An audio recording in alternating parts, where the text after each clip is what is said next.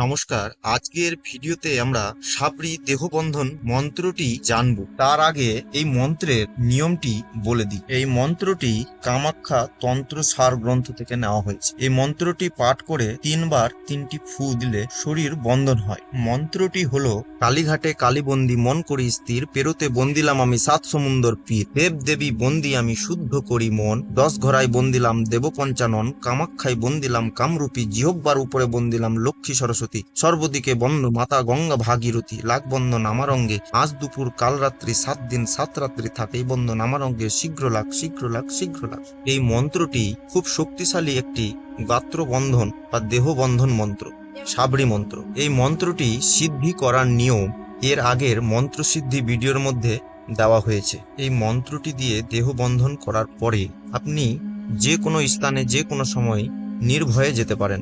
আপনার উপর কোনো খারাপ শক্তির প্রভাব হবে না। পরবর্তী ভিডিওতে আমরা আরো কিছু বন্ধন মন্ত্র নিয়ে উপস্থিত হব, যেমন স্থান বন্ধন, আসন বন্ধন, ঘেরা বন্ধন, বান বন্ধন, সাপের মুখ বন্ধন, মানুষের দৃষ্টি বন্ধন, এমনকি মন্ত্রের দ্বারা দেবতাকে পর্যন্ত বন্ধন করা যায়। কিন্তু বন্ধনের কাজ সম্পূর্ণ হয়ে যাওয়ার পরে সেই বন্ধন আবার খুলে দিতে হয়, না হলে সাধকের ক্ষতি হয়।